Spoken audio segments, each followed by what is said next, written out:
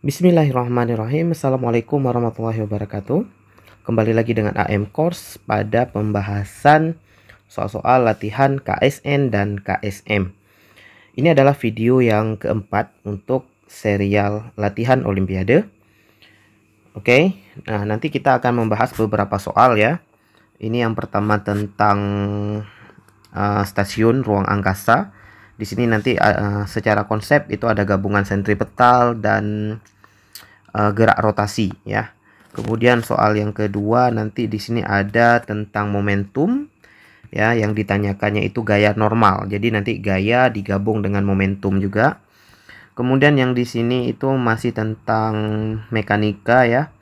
Ini tentang waktu ya, untuk balok naik dan turun, perbandingan waktunya. Kemudian soal yang keempat ini tentang cincin yang menggelinding ya. Yang kelima di sini ada tentang gerak parabola. Nah, kita lihat nanti apakah 5 soal atau mungkin 6 soal, kita lihat waktunya lah ya nanti ya.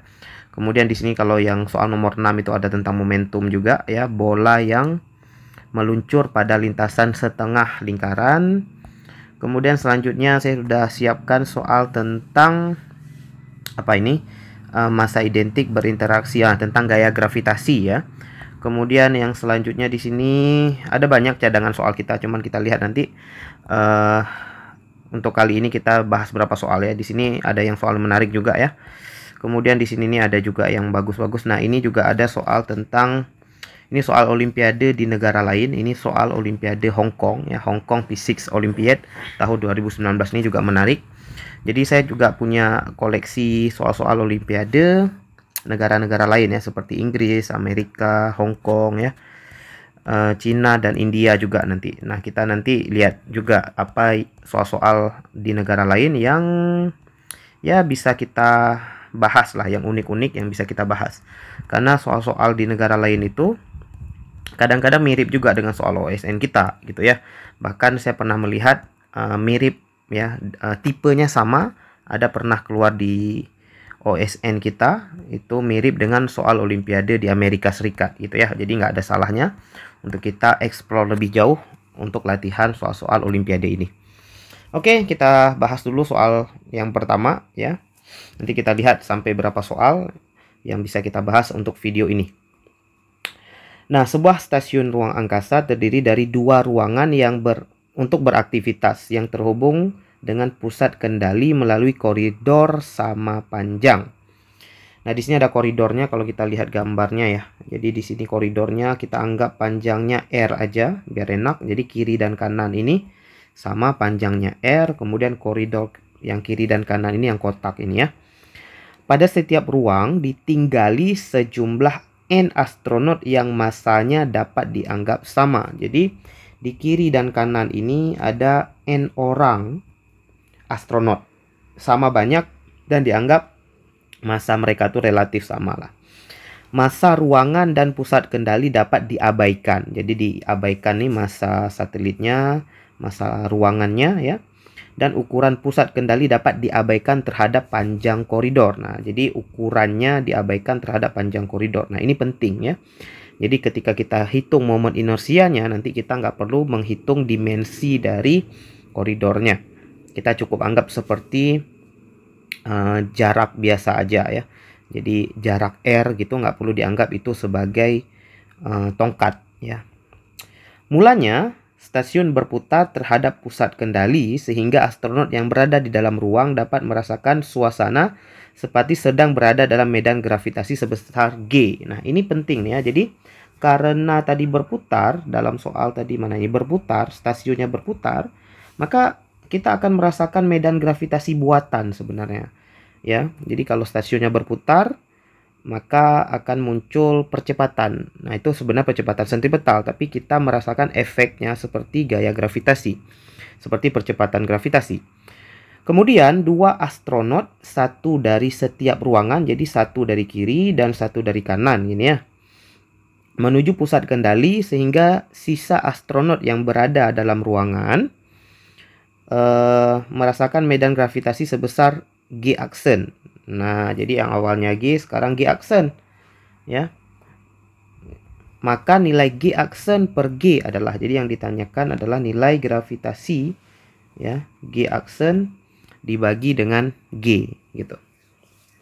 Setelah astronotnya pindah ya, jadi 2 orang astronot pindah ke tengah, tapi 2 orang ini berasal kiri 1 orang, kanan 1 orang. Jadi bukan kiri 2 orang, kanan 2 orang, enggak. Jadi satu-satu dari setiap koridor dari setiap ruang pindah ke tengah. Makanya 2 orang yang ada di tengah. Maka yang di kiri dan kanan ini kalau kita buat, sebenarnya nanti keadaan akhir itu sisa orangnya n kurang 1, yang di kanan juga n kurang 1, begitu ya. Ini informasi yang bisa kita ambil sejauh ini. Oke, jadi ini konsepnya sebenarnya teman-teman ya, simple aja konsepnya ini sebenarnya. Konsepnya adalah pertama, gravitasi itu dirasakan akibat berputar ya, maka kita bisa buat konsepnya begini. F sentripetal sama dengan m kali G. Jadi m kali G ya, massa dikali gravitasi. Gravitasinya ini adalah gravitasi buatan tadi, bukan gravitasi bumi ya. Itu berasal dari berputarnya, apa istilahnya, berputarnya ini ya, berputarnya stasiun ruang angkasa. Nah, karena berputar kita bisa buat m kali omega kuadrat kali in r gitu ya. Ini adalah rumus sentripetal. Tentu bisa juga mv kuadrat per r. Nah, tapi kita pakai yang omega karena ini berputar. Lebih enak begini ya. Kita nanti kaitkannya ini ke momen inersia, makanya kita pakainya omega, nggak pakai v. Ya udah, di sini tetap m kali g ya. Tentu massanya dicoret aja gitu ya. Maka kita dengan mudah mendapatkan nilai omeganya di sini teman-teman. Jadi omega kuadrat sama dengan nggak perlu kuadrat lagi lah ya, biar cepet aja. Kita biar cepet, nggak usah ada kuadrat lagi. Berarti omeganya akar G per R. Gini teman-teman ya. Ini adalah kecepatan putaran awal dari stasiun ini ya, sehingga menghasilkan gravitasi G tadi dalam soal. Nah, tentu dengan cara yang sama sebenarnya kita nggak perlu turunin lagi. Berarti kita bisa buat begini. Omega aksen itu sama dengan akar G aksen per R. Gitu ya teman-teman ya. Jadi kecepatan awalnya akar G per R karena gravitasinya G. Ya, kemudian kecepatan putaran aksennya, artinya setelah astronotnya pindah, itu jadi G aksen per R. R-nya nggak berubah ya. Oke, nah sekarang apa lagi yang harus kita cari? Kita harus mencari momen inersia. Ya, momen inersia awal dan akhir. Nah, momen inersia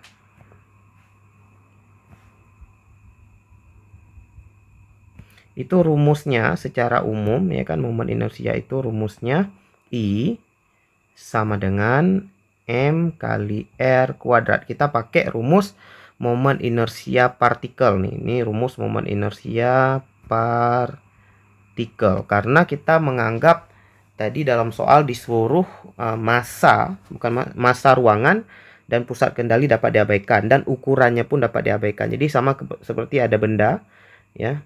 Ada benda ya, diketahui massanya aja dan ukurannya ini dapat diabaikan terhadap panjang ini nih, panjang ini ya. Jadi ini kita bisa anggap seperti momen inersia partikel kalau begini. Nah, momen inersia awalnya ini tadi rumus umumnya ya.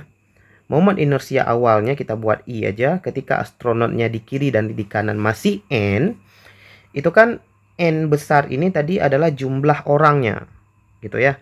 Jadi kan momen inersia sebenarnya M kali R kuadrat, begitu kan. Kemudian karena orangnya ada sebanyak N orang, maka kita kali N lagi di sini gitu ya. Kita kali N lagi di situ. Nah, terus karena di kiri dan di kanan ada 2 buah bendanya gitu ya. Jadi ada 2 benda, maka di sini dikali 2 lagi. Jadi momen inersia awalnya 2 N besar MR kuadrat ya. Paham ya? Di sini momen inersia itu MR kuadrat, tapi karena ada sejumlah N orang, maka dikali N besar. Karena ada dua buah bendanya sama kayak yang di atas ini. Ya, misalnya di sini yang di atas ada benda lagi di sebelah kiri ini M. Ini juga R, maka momen inersia totalnya jadi MR kuadrat tambah MR kuadrat, maka jadi 2MR kuadrat ya, 2MR kuadrat. Nah, gini dasarnya. Ya, makanya di sini 2MR kuadrat, tapi orangnya ada sebanyak N, maka dikali. Oke, dengan cara yang sama, maka kita akan dapatkan momen inersia aksennya itu sebesar 2, tapi N-nya dikurang 1. Nah, yang ini tadi nih kita udah buat. Di kiri dan di kanan tuh orangnya berkurang 1, maka N kurang 1, M kali R kuadrat. Gitu ya, teman-teman ya. Nah, jadi setelah kita dapatkan omega dan omega aksen, I dan I aksen, selanjutnya apa yang harus kita lakukan? Kita menggunakan yang namanya hukum kekekalan momentum sudut. Jadi kita menggunakan hukum kekekalan momentum sudut, yaitu momentum sudut awal sama dengan momentum sudut akhir. L sama dengan L aksen. L itu momentum sudut I kali omega. Jadi I kali omega sama dengan I aksen kali omega aksen. Nah, gitu dia. Jadi konsepnya kalau ada sebuah benda yang berputar tapi kemudian berubah momen inersia dan omega kecepatan putarnya, maka kita bisa pakai momentum sudut ya. Itu ciri-ciri soalnya kenapa kita bisa tahu ini pakai momentum sudut, karena ini berputar, tapi karena berputarnya berubah. Kenapa bisa berubah berputarnya? Karena ada astronot yang pindah. Berarti momen inersia berubah ya. Karena momen inersia berubah, maka omeganya berubah. Nah, kasus yang sederhana untuk kekekalan momentum ini adalah seperti ini, saya kurang pinter gambarnya ya teman-teman. Jadi misalkan seperti set begini ya. Ini penari balet misalnya ya, atau penari ice skating gitu ya. Waktu dia menari ice skating ya, dia itu berputar teman-teman. Ya, berputar. Nah, dia bisa merubah kecepatan putarannya kalau ya tangannya kemudian dia lipat begini. Waktu tangannya dilipat, nanti berputarnya itu bisa berubah, bisa makin cepat. Tapi kalau tangannya direntangkan, maka kecepatan putarnya jadi lambat. Jadi dia bisa merubah kecepatan putar dengan cara merubah momen inersia. Gimana cara ubah momen inersia? Diubah distribusi massa tubuhnya gitu ya. Oke, gitu teman-teman. Nah, ya udah, ini simpelnya kita tinggal masukkan aja yang udah kita dapatkan ya. Jadi I-nya yang awalnya 2N ya. 2N MR kuadrat ya, kemudian dikali akar GR sama dengan ya, ini mungkin nggak muat nih teman-teman. Jadi 2 dalam kurung N kurang 1 ya, ini I tadi ya, MR kuadrat ya. Ini agak-agak nyempil sedikit teman-teman. Dikali ya, kalinya kita buat ke bawah aja. Kali akar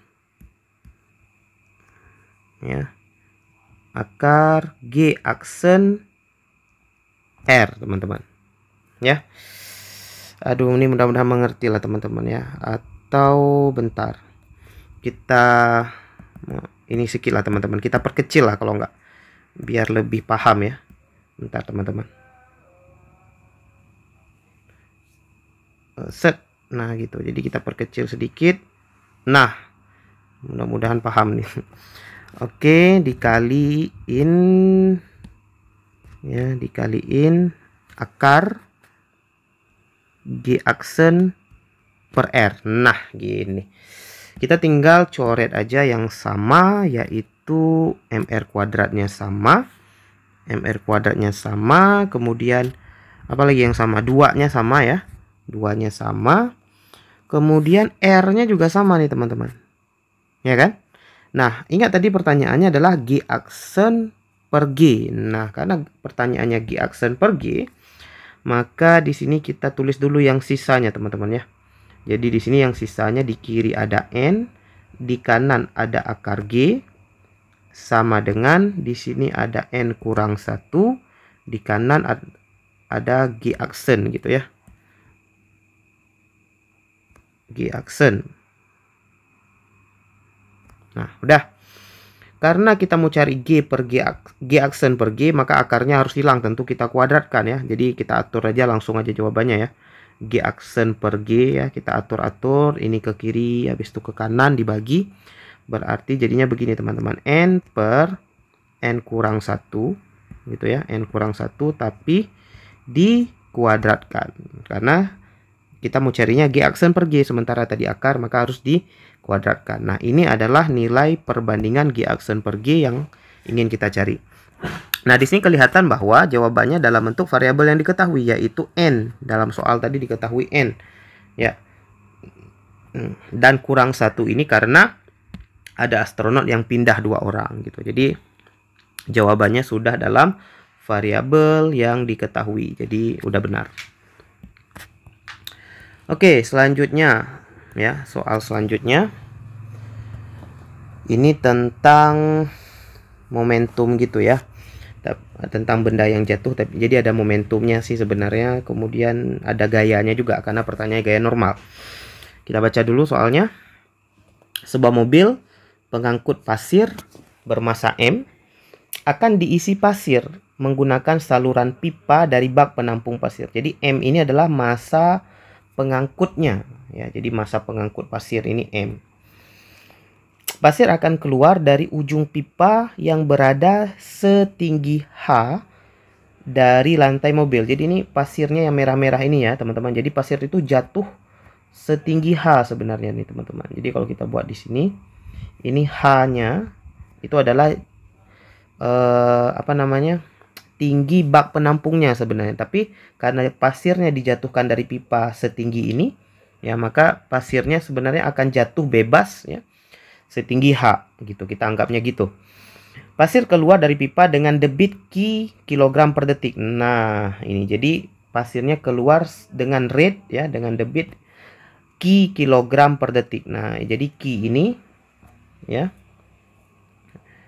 Q ini bersatuan kilogram per sekon atau kilogram per detik teman-teman ya. Berarti ini sebenarnya Q ini kalau satuannya begini, berarti kita bisa anggap Q ini ya bernilai massa per waktu teman-teman.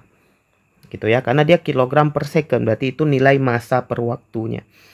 Pasir kemudian jatuh harusnya teman-teman ya. Ini salah, ini harusnya jatuh. Jadi ada salah ketik. Pasir kemudian jatuh ke lantai mobil tanpa memantul. Nah, ini dia. Jadi waktu jatuh ini langsung nanti setelah jatuh kecepatannya jadi 0. Jadi langsung berhenti gitu ya. Karena kalau mantul nanti kita agak repot lagi cari kecepatannya. Tentukan besar gaya normal yang dikerjakan tanah. Nah, ini jadi tanah, ini harusnya pasir. Karena soalnya tadi pasir. Tentukan besar gaya normal yang dikerjakan pasir terhadap mobil pada waktu T. Asumsikan pasir jatuh bebas. Nah, ini juga penting. Jadi setelah pasir jatuh selama T detik ya, katakanlah dia jatuh selama T detik. Nah, maka tentu udah ada kumpulan ya, udah ada gundukan pasir ya sebanyak tertentu di situ. Sehingga gaya normalnya nanti merupakan akumulasi dari, pertanyaannya tadi tunggu, gaya normal yang dikerjakan tanah terhadap mobil. Oh gini teman-teman, sorry saya salah paham ini tadi. Jadi maksud dia di sini adalah, ini udah benar tanah teman-teman ya, bukan pasir. Sorry. Kita hapus dulu ini. Yang ini tadi. Jadi ini udah benar. Saya kirain tadi gaya normal di sini nih yang ditanya nih. Oh sorry. Saya pikir tadi gaya normal di sini yang ditanya. Ya, ternyata salah anggapannya. Ternyata yang dia maksud adalah ini tanah nih. Ya kan? Jadi gaya normal yang dirasakan, yang dialami, yang dikerjakan tanah terhadap mobil. Jadi gaya normal yang bekerja pada mobilnya gitu ya.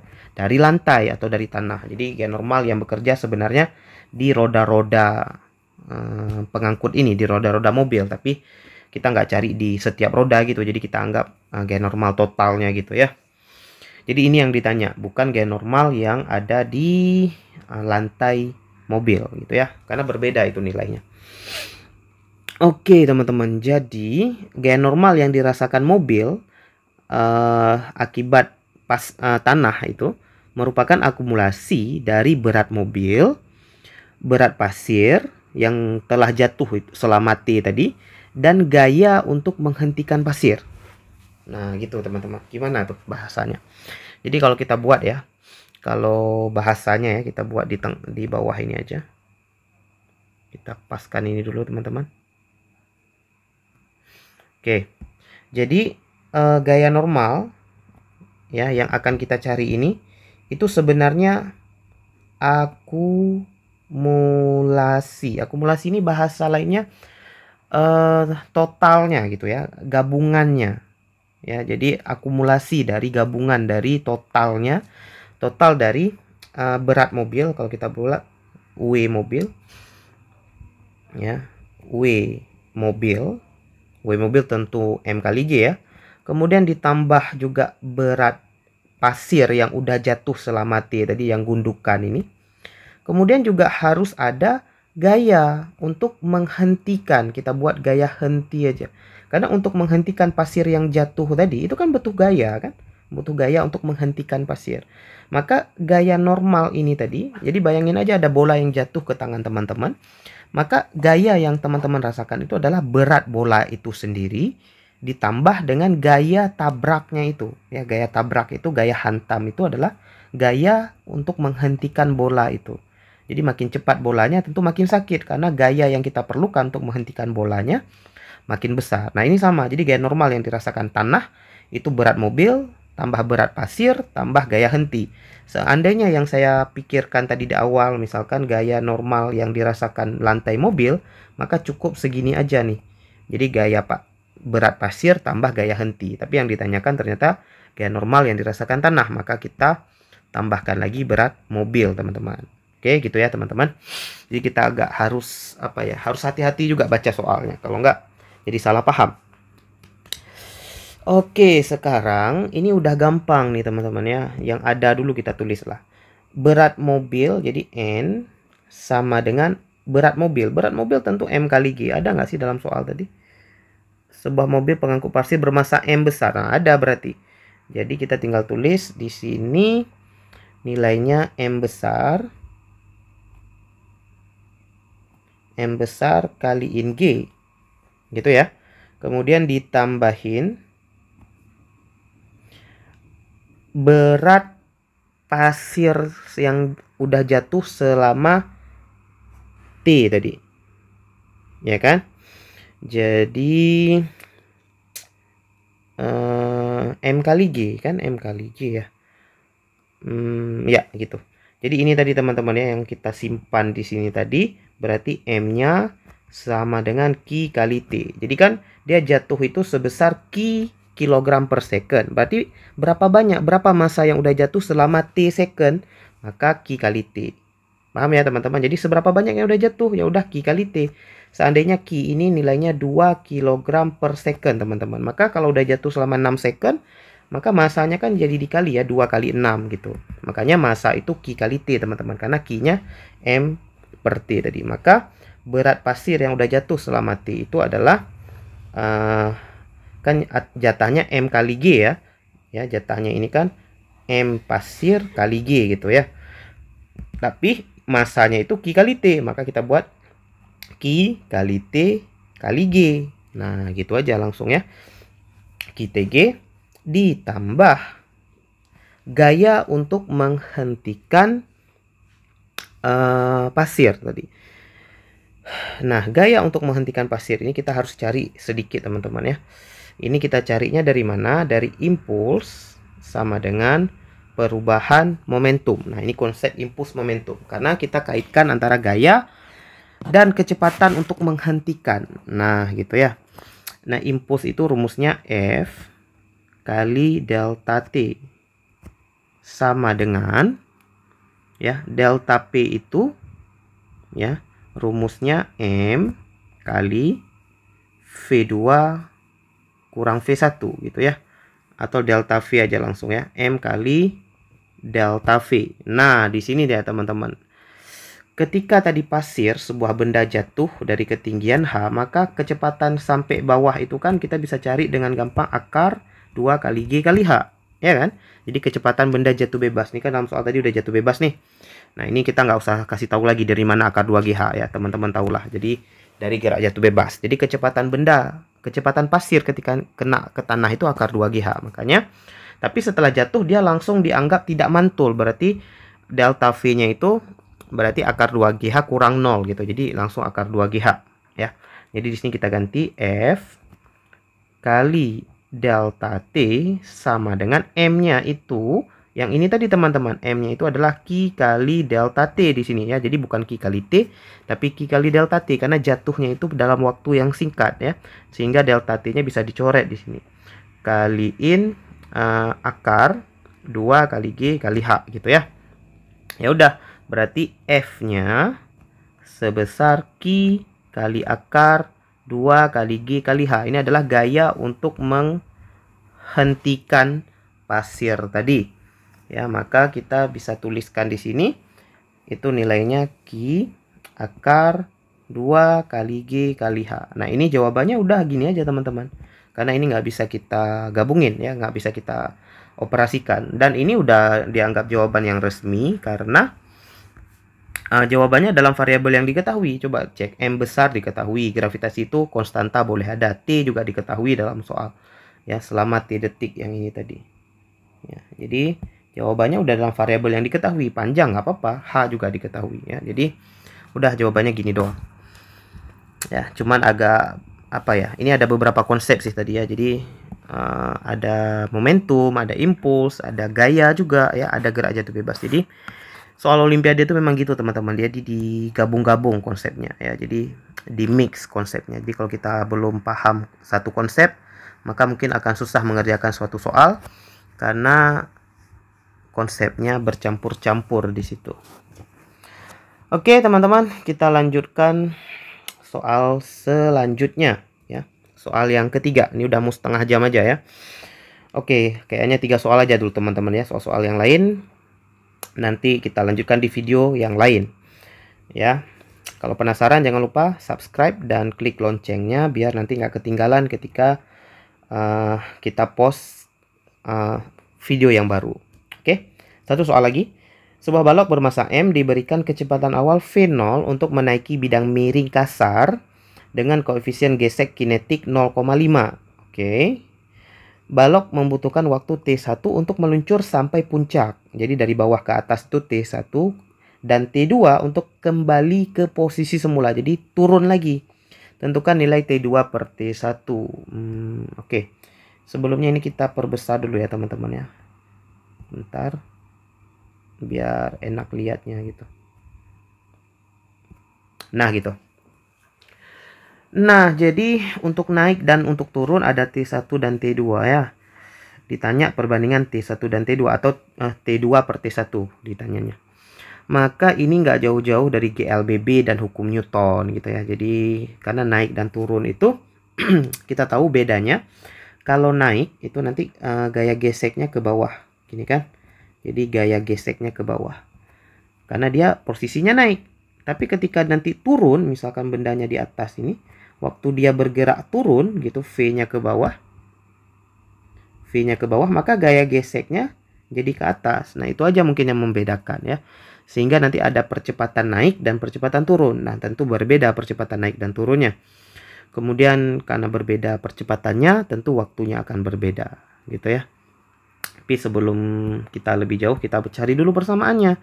Yang sama di sini adalah jaraknya teman-teman, karena naik dan turun itu sama-sama L. Jadi kita cari rumus, tentu ini pakai GLBB ya, karena ada percepatannya ya, percepatan konstan.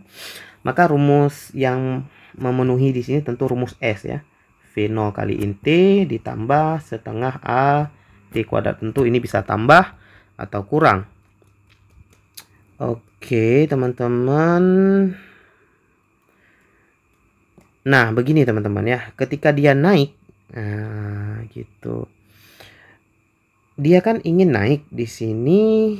Balok membutuhkan waktu T1 untuk meluncur sampai puncak. Jadi kita asumsikan balok ini itu nanti tepat sampai ke atas ya. Sampai ke atas ini kecepatan akhirnya jadi 0 ya. Maka kecepatan V0 ini harus cukup untuk membuat balok ini pas naik ke atas gitu ya. Karena dalam soal ini lambangnya V0 gitu ya. Jadi biar mudah gini kita buatnya teman-teman gini. Biar persamaan V0 T setengah T kuadrat ini biar simple, maka kita cari nilai V0-nya gitu ya. Nilai V0-nya kita cari dalam T kalau bisa. Jadi gini, kita pakai satu persamaan lagi. VT sama dengan V0 tambah A kali T gitu ya. Tapi karena bendanya naik ya, naik ini kan tentu diperlambat ya. Waktu naik itu diperlambat, berarti di sini min A kali T. Tapi di sini kita buatnya A1 dan T-nya T1. Nah, atau gini lah. Ini persamaannya dulu lah ya, persamaannya dulu. Maka dari persamaan ini untuk keadaan naik. Nah, gini aja. Kita buat keadaan naik. Berarti VT-nya 0. Gitu ya. Kita pakai persamaan yang kedua ini VT-nya 0. V0-nya memang V0. A di sini plus tadi ya. Plus atau minus. A-nya adalah A1 karena ini naik. Keadaan naik itu diperlambat. Makanya min A1 kaliin T1. Nah, begini. Berarti nilai V0 sama dengan A1 kali T1. Nah, ini dia. Jadi sekarang kalau kita ambil rumus S, ini masih keadaan naik teman-teman ya. Rumus S set begini, set. Rumus S berarti S-nya itu kan L ya teman-teman, jaraknya. V0-nya kita ganti nih jadi A1 T1 gitu ya. Yang dapat tadi yang ini dikurang karena ini keadaan naik, setengah kali A1 kali T1 kuadrat. Ya kan? Nah, di sini kan berarti nilainya gimana nih? Kita bisa sederhanakan tentunya di sini. Ya, jadi VT V0 AT. Oh, bentar ini lupa. Makanya ada aneh nih. Jadi kan S tadi rumusnya V0T nih, V0 kali T. Nah, AT ini adalah memang nilai V0. Kita kan harus kali T lagi ya. Maka di sini T kuadrat. Ya, teman-teman. Jadi ada kesilapan tadi sedikit. Ya, tahu ya. S-nya V0 kali T. V0-nya AT. Cuman karena dikali T jadi AT kuadrat. Nah, di sini kita bisa sederhanakan. Ini kan kayak AT kuadrat kurang setengah AT kuadrat. Jadi sama kayak 1 kurang setengah. Hasilnya setengah. Kan gitu ya, teman-teman ya. Jadi ini langsung aja berarti nilai L sama dengan setengah kali A1 kuadrat kali T1 kuadrat ya. Ini hasil dari 1 kurang setengah. Makanya tinggal setengah A1. Nggak ada kuadrat di sininya. A-nya nggak ada kuadrat. Nah, gitu. Jadi A1 kali T1 kuadrat. Oke. Ini nilai L ketika keadaan naik. Nah, ketika keadaan turun, teman-teman. Ketika turun, ini sebenarnya kalau teman-teman cari dapatnya sama. Ya. Dapatnya sama kok. Kalau teman-teman cari ya. Waktu keadaan turun, teman-teman akan mencari kalau rumus VT tadi, cuman keadaan turun bedanya VT-nya. Jadi VT sama dengan gitu ya. V0-nya malah 0. Ya, kemudian ditambah A2 kali T2 gini. Ini keadaan turun. Jadi VT-nya A2 T2 gitu.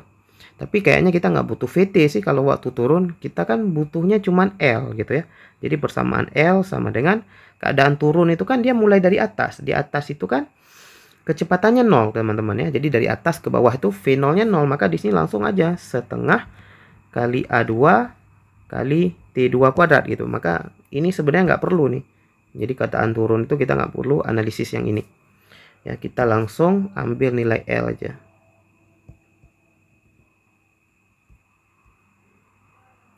Nah, gini. Jadi kita cuma butuh persamaan si L aja waktu turun gitu ya. Dan persamaan L-nya udah langsung setengah AT kuadrat. Jadi udah mirip nih. Dua hal ini udah mirip nih. Ini udah mirip. Nah, sekarang kan L-nya sama. Naik dan turun kan L-nya sama. Maka kita bandingkan aja. Kita tulis di sini. L sama dengan L. Kan gitu ya. Maka kita langsung dapat nih nilainya. Kita kan mau cari T tadi ya. Maka kita buat di sini setengah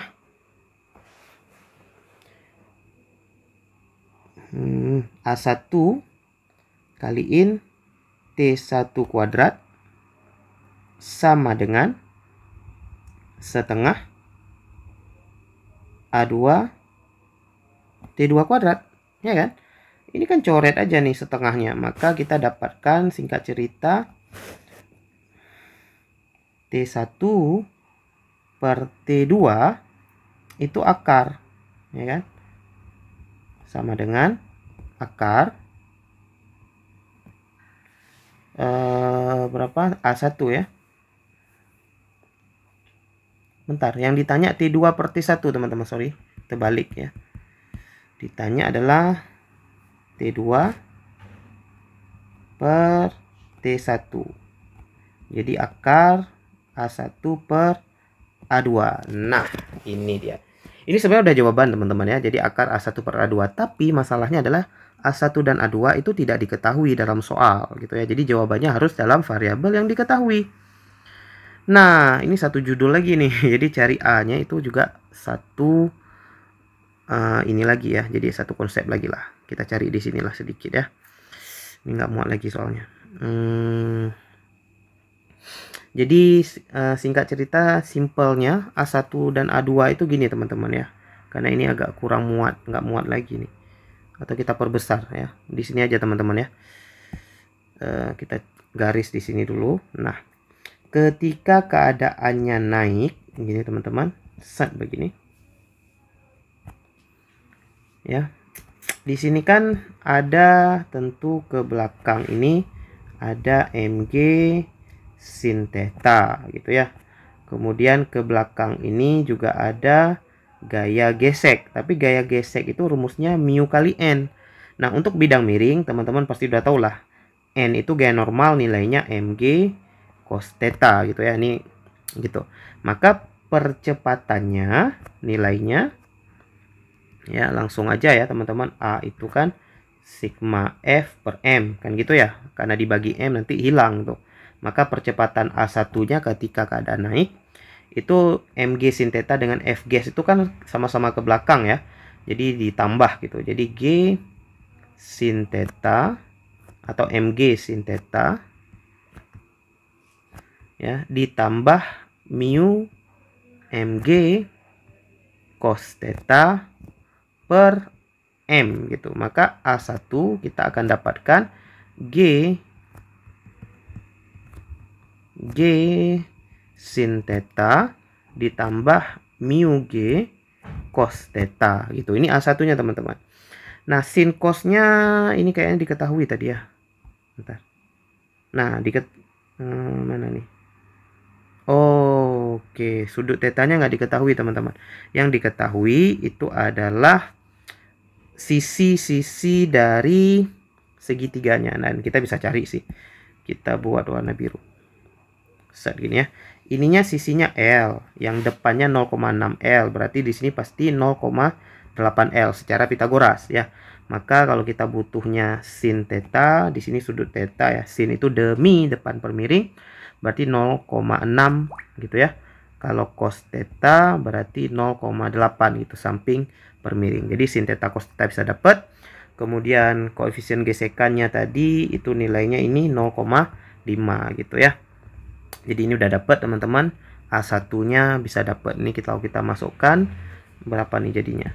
Jadi saya udah cari sini teman-teman biar cepat aja ya hasilnya ya. Atau kita perlu tulis di sini teman-teman. Ya. Oke lah, atau gini aja langsung teman-teman biar cepat ya, karena ini ruangnya agak terbatas ya. Nah, dengan cara yang sama teman-teman, sigma FF per M, tapi untuk keadaan turun, teman-teman akan dapatkan nilai A2 itu nanti G sin theta dikurang mu G cos theta teman-teman ya. Kenapa begini? Karena dari awal saya sudah katakan tadi bahwa bedanya naik dan turun itu adalah ketika naik gesekannya ke bawah, gini yang di bawah ini, ketika naik ketika turun gesekannya ke atas. Jadi gesekannya itu berubah arah sehingga A1 dan A2 itu beda di plus minus saja teman-teman ya. Jadi A1 A2-nya dapat dari situ, G-nya ada, sin theta-nya ada ya, cos theta-nya ada, kemudian mu-nya ada, teman-teman masukkan. Nanti masukkan ke nilai ini ya, nilai A1 per A2 di sini, maka teman-teman akan dapatkan akar 5/1 nilainya. Ya, ini tinggal matematika, dihitung-hitung aja, nggak perlu nggak ada konsep fisikanya lagi. Jadi teman-teman coba sendiri aja lah hitungannya ya. Jadi jawabannya adalah yang C gitu ya. Gitu teman-teman. Ya, yang tadi ini kita belum lihat jawabannya, saya lupa coret di sini. Yang ini tadi jawabannya MG QTG akar 2GH. QTG akar 2GH. Ya, berarti ini jawabannya yang E ya. Yang MG akar 2GH QTG. Kemudian yang pertama tadi kita juga lupa coret jawabannya, N per N kurang 1 kuadrat. N per N kurang 1 kuadrat. Bentar, kok nggak ada? N per N kurang 1 tapi kuadrat. Ya, harusnya ada nih, bentar. Makanya saya lupa cek tadi jawabannya, takutnya ternyata nggak ada pula ya.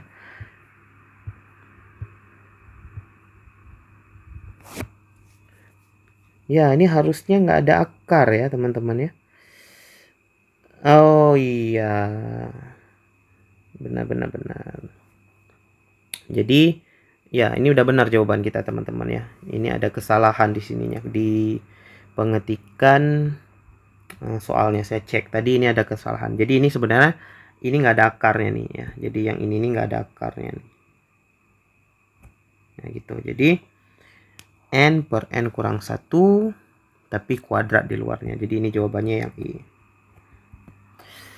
Oke gitu teman-teman, nih kayaknya 3 soal aja dulu ya. Udah mau 1 jam teman-teman. Jadi nanti selanjutnya insya Allah kita bahas soal-soal yang ini. Buat kalian yang penasaran, ini nanti tunggu aja postingan selanjutnya. Tapi buat kalian yang mau tes ya, mau uji-uji nyali ya, ini silahkan coba dites jawab soal-soal ini. Nah, ini boleh di screenshot aja ini. Kemudian yang ini insya Allah kita akan bahas nanti di video nomor 5 ya. Ya, ini ya. Kemudian yang ini silahkan di screenshot buat kalian yang mau ngetes sendiri. Kemudian yang ini juga ya. Lalu yang ini ya. Nah, ini Olimpiade di Hong Kong. Kemudian yang ini satu lagi, ini udah ada kuncinya nih yang diwarnai, tapi kalian coba sendiri, coba ya. Oke gitu teman-teman, insya Allah kita akan bahas soal-soal ini. Kalau kalian nggak dapet jawabannya, nanti tunggu aja postingan selanjutnya. Kita akhiri, alhamdulillahirrahmanirrahim. Semoga bermanfaat. Assalamualaikum warahmatullahi wabarakatuh.